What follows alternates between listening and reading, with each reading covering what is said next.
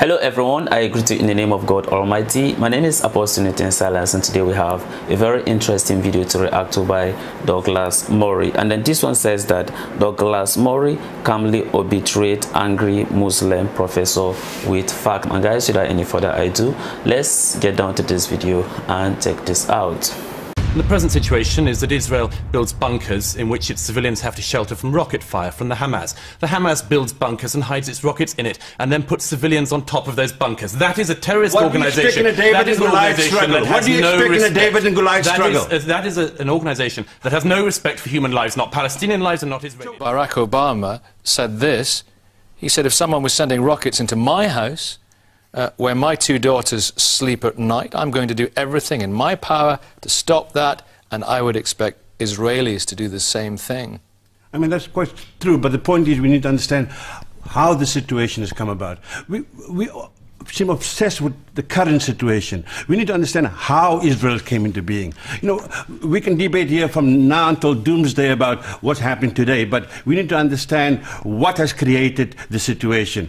How many of us know about the Hussein McMahon correspondence? How many of us know about the Sykes-Picot Agreement? How many of us know about the Balfour Declaration? All of them are duplicitous agreements that brought about the state of Israel. But we are where we are. Yeah, and to call Hamas a terrorist organization, what is the Stalag, the Irgun and the Haganah? How many of us know this? You see, we only know one side of the narrative. It's easy for people to say that Hamas is a terrorist organization, yet they were democratically elected. I might not like that. In fact, I don't agree with Hamas a lot of the time, but I cannot say this is terrorist. How come one person's terrorist and another person's freedom fighter? Andrew Murray? Well, it's not the case that they're freedom fighters. The first thing that Hamas did when they were allegedly elected was to kill their co-religionists in the Gaza, was to throw people off buildings, to shoot people in the back when they're running away. This is what the Hamas do to their own co-religionists in the Gaza, to other Palestinians. So the first thing is that Hamas not only inflict terror on the people of Israel, they also inflict it on other Palestinians. It's for the Palestinian peoples, as the rabbi said, to try to overthrow this terrorist organization. An organization which fights, if I may just finish. Terrorist. Well, an organization which fulfills every... Come off it. Well, I don't know what else you call an organization which has killed hundreds of it. What was the Irgun? What was the Haganah? Well, the Irgun and the Haganah are not operating at the moment. No, but what were they? Well, they were terrorist organizations at the time. But I would say that we're talking about what's happening at the present. And the present situation is that Israel builds bunkers in which its civilians have to shelter from rocket fire from the Hamas. The Hamas builds bunkers and hides its rockets in it, and then puts civilians on top of those bunkers. That is a terrorist organization. That is an organization that has no respect. That is an organization that has no respect for human lives, not Palestinian lives and not Israeli lives. F-16s? When Israel risks, like in 2006, having 1 million of its civilians having to live under threat of rocket fire, this is something which should be beyond its concern about what European governments think or don't think. You mentioned earlier about the huge number of civilian casualties. I can't think of another situation in war in which a fifth of casualties are civilian, and in which the Hamas have suffered up till now perhaps as many as 400 casualties. 400 terrorists being killed seems to me to be good work. It's good work for the future of Israel. It's good work for the future of the region. Upwards of 75 children have been killed. You can't call them terrorists. No, I didn't call them terrorists. I said they were innocent civilians.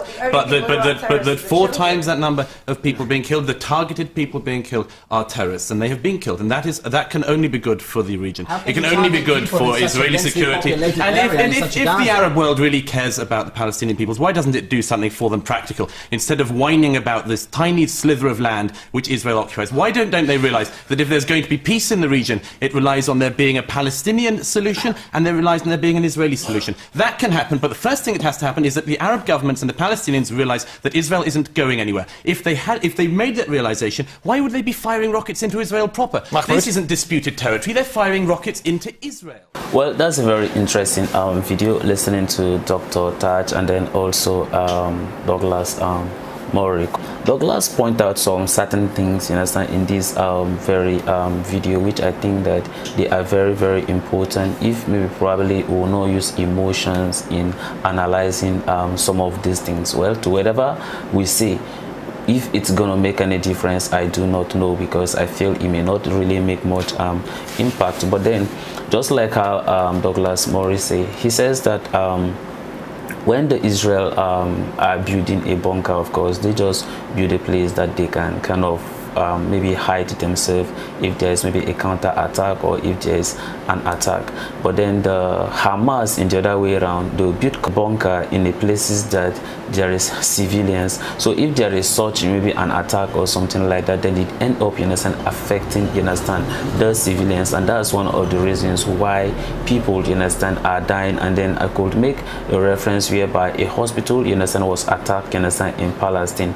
And then we heard that there was actually a bunker beneath, you understand, the hospital. And that was the reason why, you understand, the hospital was attacked by airstrike. So in the process of that, you understand, end up endangering the civilians that were actually in the hospital. I am not saying that the Israeli were right, you understand, by doing so, but them in the other way around, they were trying to maybe probably cause, you understand, pain and havoc to the Hamas. But then one thing that I really want to I don't really understand about some of these things is the Israeli fighting the Palestinians or they are fighting Hamas? I think that we're supposed to create, maybe probably try to understand, you understand, what the Palestinians stand for and what Hamas, you understand, stand for. So that let's just really understand this, whether Israeli are actually fighting Palestine or they are actually fighting Hamas. Because from the video you got to realize that Hamas, you understand, has been designated as a terrorist organization. But then them being designated, I do not know if they have been designated by the Palestinian government or they were designated as a terrorist organization by the international community. I think that if we're able to like know some of these things, then I think that probably the Palestinian, you understand, government could have been the one to at least, you understand, maybe kind of expose some of the terrorists that are in between them, so that can be able to like help to solve some of these problems of civilians, you understand, being killed. Because if you look at it in the other way around, all these things, you understand, has been happening and innocent people, you understand, are being killed. I do not know if maybe probably part of the terrorists, if they are being killed at the cost of some of the strike or not. Because if you look at, you understand, some of the news that we keep, you understand, receiving by some of the mainstream media, you bear with me that it is civilians, you understand, that always, you understand, fall casualty of some of these happenings between Israel and Palestine. Now, if you look at how all these things, you understand, is happening, I think that Iran in the other way around kind of feel this kind of, or should I say, they make an emotional decisions, therefore end up, you understand, attacking, you understand, Israel, maybe probably in order to maybe help the Palestinians, since, you understand, the Palestinians happens to be a Muslim, you understand, nation, or should I say they are Muslim. So they feel like maybe probably that's the way forward. And then the other way around, now there's actually an counter attack by Israeli, that is as of today.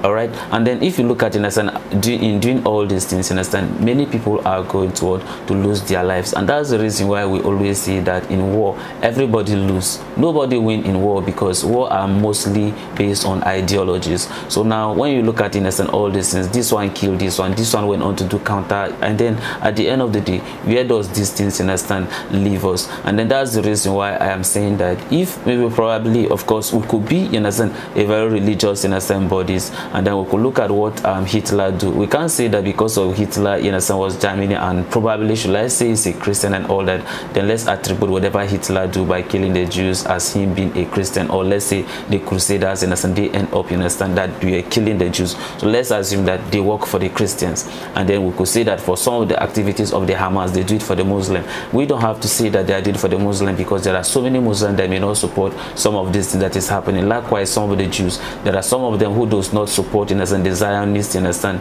If you interview some of the Jews, you realize that it's not everyone that support some of these things. But then at the end of the day, the best solution is to at least have a two-state, you understand, agreement where Palestine, you understand, can be seen as its own sovereign state. Likewise, you understand, the Israel, because all these things that is happening, a lot of innocent people, you understand, are being killed, you understand, at the cause of it. And then it does not bring any innocent solution to anything, because that's how they keep killing. This one will regroup, someday they will go attack and all those things. Now as Israel and Iran have decided to start engaging, you understand, each other. I do not know how these things will finally, you understand, end up, but then we just pray for God grace, and then we pray that he can be able to like bring peace, you understand, in between these two nations. So this is the end of my video. If you like my reaction, you should like, share and subscribe. If you have any video you want me to react to, don't forget to drop it at the comment section and I'm going to check it out. So guys, you remain blessed and I see you in my next video.